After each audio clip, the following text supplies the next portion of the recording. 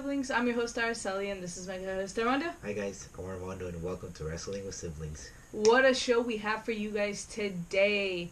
We finally stopped on the last stop on the road to WrestleMania. Super excited. 28 days left to WrestleMania. That is correct. Fastlane. So let's see what was in store for us today.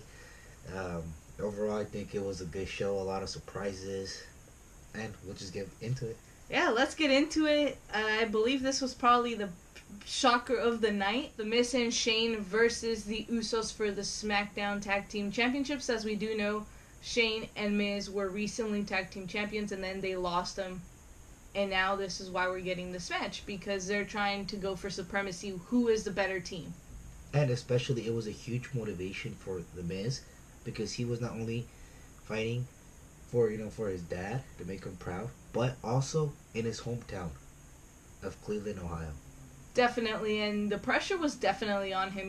You pretty much gave the best explanation. His dad was going to be at ringside, so George Mizanin was definitely going to be watching, and that was 100 more pressure for Miz. And he was focused. It seemed like he really was, and he seemed fired up, ready to go, and he knew what his goal and his objective was going into this match. Also, Shane McMahon, he also seemed focused, like you said, and since the get-go, since the match started, he was just super aggressive and was on his opponent the whole time. Yes, and you gotta give it to this team, because they have only been a team for, I believe, 2 to 3 months, and they've gotten to know each other super, super well. They work extremely well in the ring together, and that's something you really have to give to them, because teams, usually it takes you a while to adapt, and they adapted super, super quick. I think what a lot of it has to do is that them getting along, them having that personality with each other, kind of like you and I. We get along just fine. Exactly. And there's chemistry there, and that's obviously something that Shane and Miz have, and that helps out. But I feel like the Miz's biggest mistake was going out of his comfort zone. We did see him going into the ropes up at the top, trying to jump off, and at the end of the day, that's what ended up causing them this match. Yeah, he was pretty much trying to do whatever it took to win the match, but it ended up failing on him. Exactly, and at the end of the day, that triggered something in Shane McMahon, because he completely lost it the second they lost. And the even worse part is that the Miz goes, hugs his dad, and then you just see Shane completely turn on him. That to me was extremely unexpected, because if anything, I would have seen the Miz turn on Shane, and I said it on, I believe, last week's episode, when I was like, well, don't be surprised if the Miz starts to cheat, and that's something Shane doesn't like. I was completely thrown off by the fact that Shane McMahon turned on Miz. Yeah, me too. I didn't expect Shane to turn on the Miz, like you said. You gave pretty much all the reasons why he turned. But I think another thing too is, also if you notice, the Miz is the one that has been taking the pinfalls lately in the important matches. So I think that kind of triggered something in Shane McMahon. Definitely, 100% agree with you on that one. I mean, he is the reason why they lost the tag championships in the first place. And we know Shane McMahon is extremely competitive. He doesn't like to lose. So I think that also had to do a lot with it. And he took out all his frustration on the Miz, and George Mizanin was there sitting at ringside seeing everything, and he was unable to help out his son. And you can definitely tell, like, at the end of the day, whether he was proud of him or not, that's his son. The Usos, I mean, they gave them the fight of their life, and we know that when it comes to surviving, the Usos are the masters. Nobody does it better than them. And that's why I think, me personally, they're the best tag team in the WWE. And they took advantage of every single opportunity that they got, and that's why they were able to retain, and that is why you just said they are the best tag team the WWE has seen, if not in the entire world, because at this point they took advantage of all the opportunities. They found the weakness, they found an opening on the Miz going up to the top rope, and they were like, this is our opportunity to capitalize, and they did exactly that, and therefore they retained the SmackDown Tag Team Championships. Alright, now moving on to Mandy Rose with Sonya Deville at ringside, of course, versus Asuka. This was one of the most talked about matches by Corey Graves. I was looking forward to it simply because Mandy has been really showcased and she's been showing the amount of talent that she has in all her improvement, and I've been interested in her matches lately. And Asuka, I wanted to see what was next for her. Yeah, definitely for Mandy Rose, this was the chance to prove herself against everybody that she had what it takes to face Asuka. And I mean, yeah, she did pin her a couple weeks ago to get that title opportunity. Yes, and this was probably the biggest match of her entire career. And it got taken away by someone like Sonya Deville, who was there. And I understand she was just trying to help, but at the end of the day, she pretty much screwed her over, whether it was accidentally or intentional. Yeah, I think it was accidental, and she didn't mean by any means for that to happen. So what happened that caused pretty much Mandy to lose this match was Sonya saw that Mandy was in trouble, so she was like, oh my god, no, no. So she starts looking under the ring. We don't know what she was looking for, but she starts to look under the ring, and at some point, the apron is covering some part of the ring, and Mandy slips on it, and that's when Asuka was able to capitalize and take the win. Because before that, Mandy was dominating the match. Yeah, she definitely gave Asuka a fight, and I think that was a crucial moment of the match when Sonya Deville was trying to help out Mandy Rose. I also feel like Asuka underestimated Mandy Rose. I feel like she fully wasn't prepared for what Mandy had in store, especially because she had the numbers. She had the numbers gain disadvantage. Asuka knew about the numbers gaining, but she just wasn't focused on that. She was focused more on the match, and I mean, she capitalized on a mistake that they both made. Yes, and now it's going to be interesting to see where this moves forward. I mean, we were kind of left in the blue. It's kind of like Mandy was upset at Sonya Deville, but then she didn't beat Asuka. So does that lead into a part 2? Or does this lead into a Sonya and Mandy Rose feud moving forward? I think it might be a Sonya Deville and Mandy Rose feud, just because Mandy's still salty about the match because she believed that she was gonna win. But that also leaves an open spot. Who faces Asuka at WrestleMania? Because if it's not Mandy, who's facing her? And yeah, I already said I feel like it should be Alexa. But at this point, we're 3 weeks away from the show, and she still doesn't have an opponent. Yeah, let us know. Who do you guys think is going to be the opponent? That's probably the biggest mystery right now in the entire WWE. Yep, because we have the Raw match pretty much set and done. We just don't have a SmackDown one, and I want to see what's next for Asuka. Who's next to step up and take up on Asuka? Yeah, who's ready for Asuka? Alright, the next match was kind of just thrown together then and there in that moment. We did get to see Kofi Kingston was called to the McMahon office during the pre-show match, where they were like, oh, they want to talk to you about the WWE Championship match. The McMahons want to see you. So he heads over to the office, and they cut to him being there, and they knock on the door, and the New Day walks in, and they're like, he's been waiting 11 years for this opportunity. What is it that you have to say, you know? And they start trying to convince Vince to give him the chance, and Vince is like, fine. You want Kofi to get an opportunity? He'll get the opportunity. That match is next. He'll be a part of the WWE Championship match. So then Kofi goes out to the ring, and then he's like standing there super excited, super happy. And then they're like, this match will now be a handicap match. And then they throw the bar up against him. Yeah, he kind of just playing the mind games again with Kofi Kingston. And I mean, when it's a 2-on-1 match, especially against the bar, your odds against winning are not so good. Yeah, he was at a disadvantage from the get-go. I mean, the moment we found out it was going to be the New Day, when it was going to be the Bar, we were like, okay, that's it. He's going to completely get destroyed, and he did. The Bar completely destroyed Kofi Kingston, and it just got to the point where the New Day couldn't sit back and watch anymore. Yeah, so they came out and they helped them out, and as they were going down on their way to the ring, they got attacked by Rusev and Shinsuke Nakamura. Yes, which now puts everything in a very interesting position, because obviously Kofi Kingston is heading to a WWE Championship match. That's pretty much a given. Whether it's a triple threat, whether it's a singles match, whether it is, whatever it is, he's going to get his opportunity at Mania. That's set and done. Where does that leave the New Day? Do we see them feuding again with Shinsuke, Rusev, moving forward. I think they're gonna go against the bar just because of what happened with Kofi Kingston. You think so? Yeah. They're gonna go out and defend their friend Kofi? Yeah. I could see that happening. That makes a lot of sense. But now, what happens with Rusev and Shinsuke Nakamura? Because they've been a tag team for a little over a month now, and they've done nothing other than take up on, random teams. It doesn't seem like they're going to go very, very far. I think they're going to be part of the pre-show. If Again? Not to underestimate them, but there's really nothing for them. Unless it's just a triple threat tag team match, but I really don't see the point of that because there's no title involved in there. Yeah, so I don't know. I guess we'll see. We'll find out. Let us know in the comments below what you guys think is going to happen. Because at this point, we're up in the blue. We don't have matches.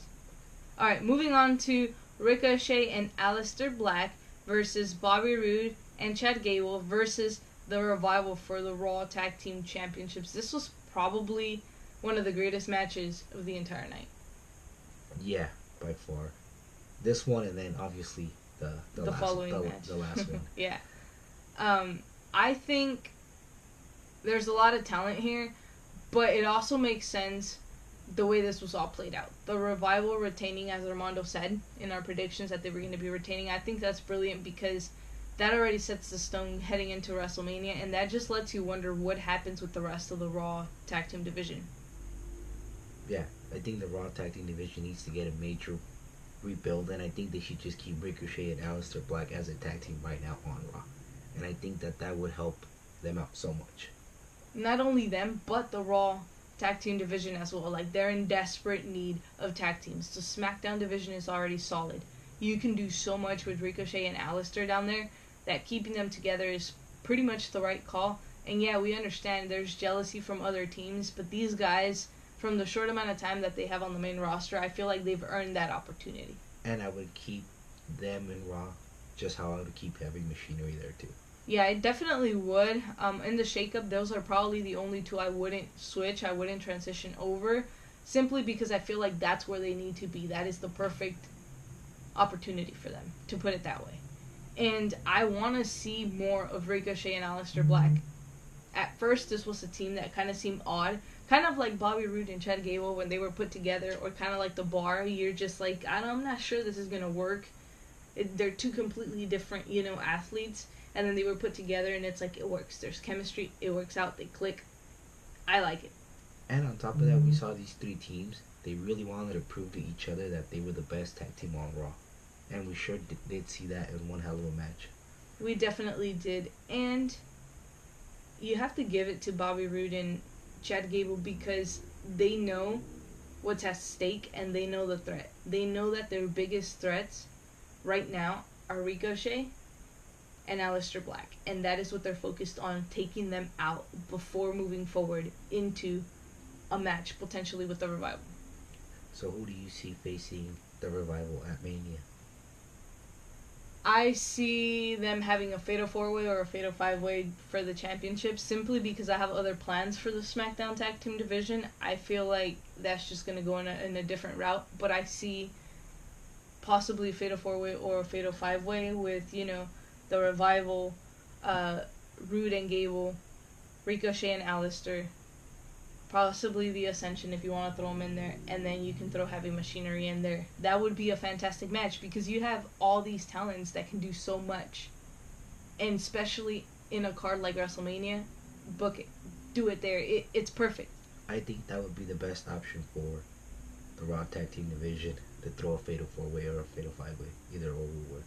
Yeah, because you're using everybody, you're rotating them, and they're all going to be a part of the biggest match in WrestleMania, or the biggest event, that is WrestleMania, and it works out perfectly fine. And another thing too, when you see Aleister Black and Ricochet, you cannot take your eyes off the TV because just the way they move in the ring and their quickness is so impressive. Exactly, so that is for sure going to be a show stealer if they decide to book it that way. That's the way I would do it, simply because Raw right now is hurting in the tag team division, and if they put on a match like this, I feel like it could potentially steal the show. Whereas SmackDown, there's other plans for them. Like, for example, you could have the Usos against the Hardys. That could be your match. There's no need for a Fatal 4-Way or a Fatal 5-Way for the tag championships, whereas in Raw, it would benefit them a lot more. And that would be the actual Brotherhood versus Brotherhood. Exactly, the best. You know, that's not even. It's the passing of the torch. Because the Hardys, this could potentially be their last run. And you got the Usos, you know? So I feel like that's the perfect storyline for Mania. And think about it. The Hardys moved to SmackDown for a reason. Because as we know, Matt Hardy was part of The Raw roster. the Raw roster. And then he came back and he was suddenly in SmackDown. So that's for a reason. So that's my plans for SmackDown. I feel this deserves to be a Fatal 4-Way or a Fatal 5-Way. It's a show stealer. There's no other way to have it. Alright, is there anything else you want to add? Nope, that's it. Alright, moving on to one of my favorite matches of this entire pay-per-view. Keep in mind, this match was originally going to be Rey Mysterio versus Andrade. Yes. And it was going to be in the pre-show. But during the pre-show, it got made a Fatal 4-Way, which is Mysterio, Andrade, Samoa Joe, and R-Truth. Yes. So, all of them amazing athletes, but we already knew going into this match who was at the biggest advantage, and that's Samoa Joe. He's the only powerhouse out of everybody here. He was the only one that was going to be able to dominate the match for 90% of the time, and we saw that. Not only that, but he's also good at capitalizing on his opportunities that he gets. Exactly. Every single one of them, and that's what makes him so dangerous, that he can capitalize and bounce back quicker than a blink of an eye, pretty much. And he proved it in this Fatal 4-Way. He definitely did, and he retained his championship, which is crucial because you have 3 other people going up against you for your championship, and you don't even have to get pinned or submitted to lose. So in this occasion, you have to really give it to him, but I feel like he didn't take the spotlight from everybody else because he let everybody be showcased in their own way. Even though he still retained, you still got to see Andrade pull out some amazing moves. You got to see Rey Mysterio kill it, and you got to see the talent that R-Truth has. Mysterio and Andrade, they just kill it in every match they have, every time they face each other. Yeah, and you can definitely tell that feud is not over simply because of what keeps happening. Andrade keeps getting in Mysterio's way, and Mysterio keeps getting in Andrade's way. Yeah. And at the end of the day, it's going to have to end at some point. And Andrade also keeps playing those head games with Rey Mysterio, telling him that he is the next big star for all the Latinos out there. And he's also mocking Eddie Guerrero too, which I'm pretty sure offends Rey Mysterio.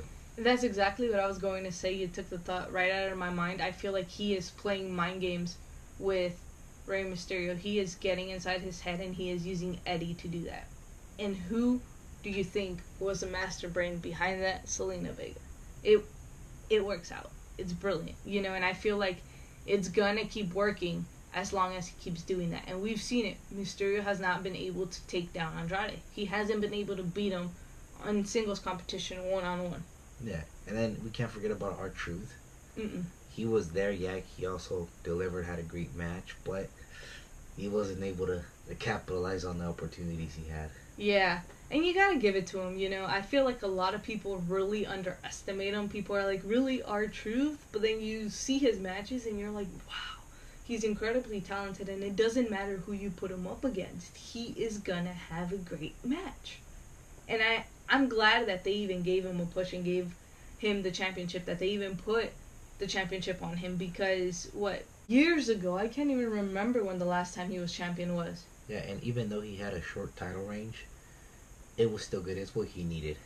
It definitely is. And again, I cannot stress this enough. Adding Carmella to R-Truth was brilliant. And I think it shouldn't end there. I think it should keep going. And there's so much he can do for her and she can do for him. Yeah, it's going to work both ways for them. Exactly. And Andrade. Oh my God. Every single time he delivers, every single time he brings something new to the table. And you can tell he's definitely in good hands because Zelina Vega has definitely influenced him in so many ways. And you can tell it's vice versa. It's mutual. And like he says, and I believe in him, that this is the year of Tranquilo, and 2019 is going to be one hell of a year for Andrade and Zelina. Definitely is. Big things are coming for them. I mean, they're getting a humongous push.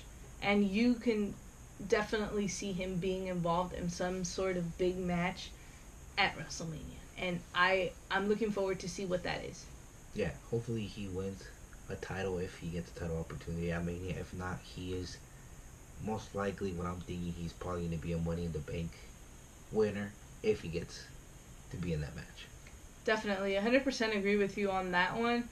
Alright, Samoa Joe, we already got into him, but he did end up retaining. He was able to end up being victorious, and again, he pinned Andrade, I believe is who he pinned. Yeah, I think he pinned Mysterio. Did he pin Mysterio? I think it was Mysterio. Well, at least it wasn't Andrade who took the pin, because Carmella really got some issues with Selena Vega. No, it wasn't a pin. It was the the Coquina clutch. that he did on Mysterio. My bad. I'm sorry. It's on me. My bad. Yeah, he did the Coquina clutch. That's right. And he passed out. So Mysterio didn't even give anybody else the opportunity, to step in or to continue this match. You already know Selena's going to use that against them, and he's going to be like, you were the one that passed out. You stole our opportunity. But moving forward, it's going to be interesting to see how this all plays out moving into WrestleMania. Yeah. Alright, moving on to the very next match of the night, which was Kevin Owens versus Mustafa Ali versus Daniel Bryan. Keep in mind, Mustafa Ali was added because Kofi Kingston wasn't able to compete due to the brutal attack from the bar. Yes, and I feel like that was an orchestrated plan from Vince McMahon, obviously. It's going to be interesting to see how they address this Tuesday night on SmackDown. Yeah, and again, I didn't expect Mustafa Ali to be added into the match. I just thought it was going to be Kevin Owens versus Daniel Bryan, how it was originally supposed to be. Regardless, it was a great match, I have to give it to Mustafa Ali because he really was the underdog in this match. He really showcased his talent and why he deserves to be part of the main roster and why he was taken from 205. Yeah, and then obviously Kevin Owens dominating, which is what he does best, showing that aggression and his athleticism throughout the entire match. And since coming back from his injury, he's been killing it 100%. And keep in mind, Kevin Owens is also another one that likes to capitalize on his opportunities that he gets. He is that type of wrestler that he's just there waiting for you to make a mistake in order for him to capitalize.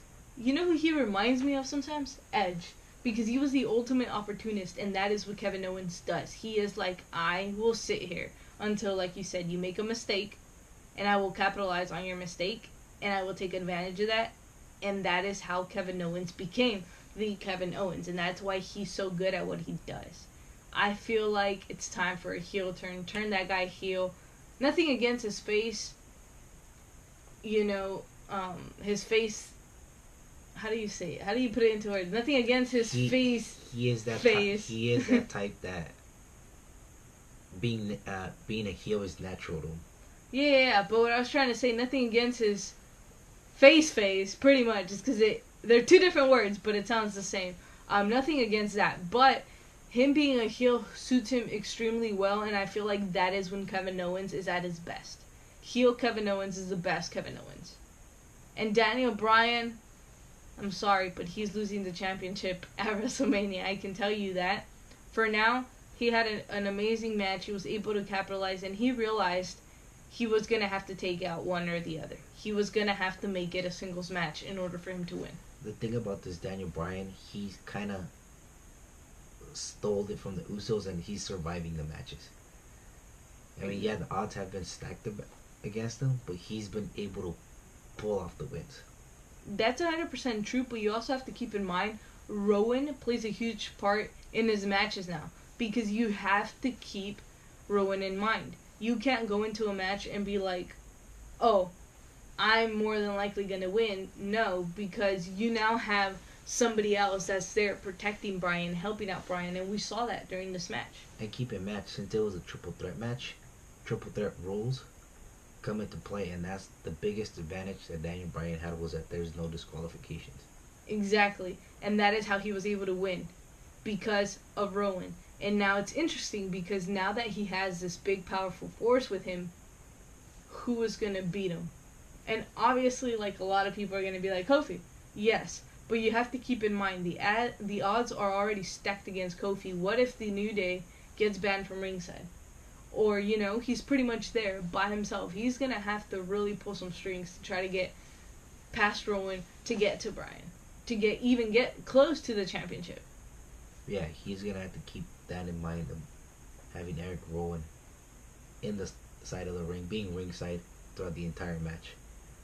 Definitely. And Ali, incredible athleticism. He's doing fantastic. I think he's been getting a tremendous push ever since getting called up. The push obviously didn't stop even after his injury. Do I want to see him for the WWE Championship? Sure, why not? I mean, does he deserve it? Yeah, but I feel like he's one of those superstars you have to start slow.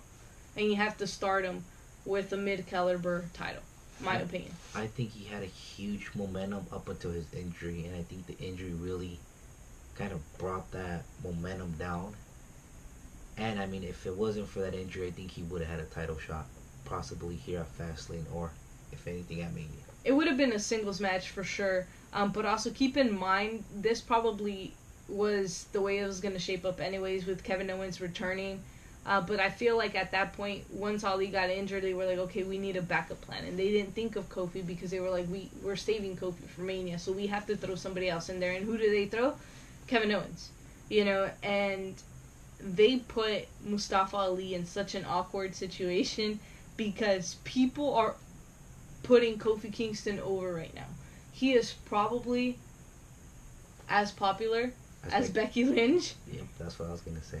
And in this match, when he came out and he pretty much took Kofi's spot, it's kind of like, I feel like it's taking that momentum, that push that he was getting, and him being over with the crowd away. Yeah, definitely being over with the crowd. It kind of just sinked down a little bit. But like I said, it had to do with the injury, but at the same time, like, he's replacing Kofi Kingston. Yeah, so I feel like putting him in this match wasn't the greatest idea just because it already kills his momentum more even after the injury. But, it is what it is. It works out. The match was fantastic. Moving on to probably the match we were all been waiting for the entire night. It is Becky Lynch versus Charlotte Flair. Keep in mind, if Becky won, she was going to be added into the WrestleMania match, Ronda versus Charlotte, making it a triple threat for the Raw Women's Championship. This was the match that I thought was going to steal the show. Yes, but it was obvious that Becky was going to win, just the way that she won. I didn't expect it. Yeah, and I feel like they could have gone differently about it, but if you really sit down and analyze it, there was no other way to go about it. This is the way I thought Becky was going to win. I thought Becky was going to win, obviously, because Charlotte was going to get frustrated because she wasn't going to be able to pin her or submit her, so therefore she was going to do what she did with the exact same thing that she did with Ronda. Get the kendo stick and get her frustration out and just start beating Becky Lynch up. That's how I thought it was. She was going to disqualify her own self. Pretty much, yeah, because frustration was going to get to her, and we saw that against Ronda Rousey. Keep in mind. And against Becky Lynch at some point. So that had been a constant thing with Charlotte, okay? Keep that in mind. That's probably one of her weaknesses that I've seen so far. Recently. Because she never used to be like that. And I feel like this feud and her proving that she really is the best is what has gotten her to that point. But also keep in mind, there was no other way to do it. It had to end on a DQ because you couldn't make Becky just pin Charlotte. Yeah, it does nothing to her, and that probably would have been the best way to go about it. Just pin her. Plain and simple, pin her clean, because it doesn't affect Charlotte at the end of the day. You still know she's good. She's still going into the match. Charlotte had nothing to lose if she took the pin. You could have easily done it that way. Now, on the other hand, if Charlotte would have beaten her, it just completely kills Becky Lynch, And I feel like Ronda just coming out and attacking Becky Lynch to get Charlotte disqualified was just like, you could have gone beyond that and actually given us a fantastic match that goes along with the feud and just have Charlotte take the pin. It doesn't affect her in any way. Yeah, because I feel that everybody's reaction was like, okay, what just happened? Exactly. And even though everybody's happy because Becky Lynch is going to get added into the match, it's still like, why? Yeah, and we get what they were trying to do, but it was just like, it doesn't make sense. Yeah, like we get it, it's because you needed Becky in that match. But like I said, there was nothing that Charlotte had to lose. Charlotte could have gone into this match. She could have gone into the WrestleMania match, against Ronda and Becky, losing to Becky Lynch at Fastlane. And it wouldn't affect her in any way, because at the end of the day, Becky was still going to go on to Mania, and Charlotte pretty much put her over for that reason, so there was nothing for her to lose. So I think we should have gotten the type of match that we've been getting with this feud over the last couple of months in this match to build up even more for WrestleMania, and then have Ronda come out and attack both of them. That's the way I would have done it, and that's the way I would have booked it. But at the end of the day, the way they did it makes sense. Yep. So like I said, that was just a surprise for me. I didn't expect Ronda to come out and interfere, at least in the match, but she ended up interfering. I expected her, to be honest, to be ringside. That's what I expected her to just be at, playing games with both of them, trying to get inside their heads. But I definitely see her helping Charlotte win. Helping Becky win, sorry. See, this is the Ronda that I personally want to see, the heel that's starting to play the mind games with everybody. We didn't see that when she was a face. Now she's starting to play the mind games, and she started off with both Charlotte and Becky Lynch by going out there and interfering in the match, and Charlotte was like, why did you interfere? We could have had this match between us two at Mania. Exactly. And you can kind of see Charlotte, like you said, just be like, why? And then you see Becky Lynch just like, okay, why did you do it? But okay, I'll take the win. Exactly. Like, it doesn't make any sense. But at the end of the day, this is going to be the biggest match in WrestleMania history and the biggest match on this card. So it is what it is. Personally, I would have done it bigger. Let the girls kill it. Let them steal the show. And then that is your build until WrestleMania. You have 3 weeks left. This was pretty much, it was a pointless match, to be completely honest with you. Nothing against Charlotte, nothing against Becky, and nothing against Ronda Rousey. I just think it was pointless the way that they had her win. They could have just had her beat Charlotte fair and square. There was nothing for Charlotte to lose, and I cannot emphasize that enough. Yep. And now moving on to our last and final match of the night, which was the reunion of the Shield versus McIntyre, Corbin, Lashley. So this is more than likely the very last time we will ever see the Shield in action together. For those of you that don't know, there is rumors. Well, they're not even rumors anymore because WWE addressed them. Dean Ambrose is not re-signing his WWE contract when it expires. A lot of people think it's work. A lot of people think it's real. Point is, this is the last time we're seeing the Shield together, at least for a very long time. And if he's not resigning, I feel that it's because he needs some time off. I know the injury, really got him thinking about what he's doing within WWE and about life. So I think he just wants to spend time with family, with friends, take some time off wrestling. Yes, 100% agree with you on that one. Now moving on into the match, I feel like the Shield is working extremely well together, and they worked really well in this match. And that says a lot about them and how brotherhood really is their motto, because over the last couple of months, we saw Dean feud with Seth Rollins, and they hated each other, they couldn't see each other. Heck, Dean even made his own self lose the championships and let Seth pretty much by himself so that they can lose the tag team championships. And in this match, they put everything aside and they were like, you know what? We have to be that brotherhood we've always been, and they completely destroyed McIntyre, Lashley, and Corbin. This is probably one of the strongest bonds in the WWE. The Shield, no doubt about it. Yeah, and not just inside the ring, but outside of the ring. They have chemistry, and that shows.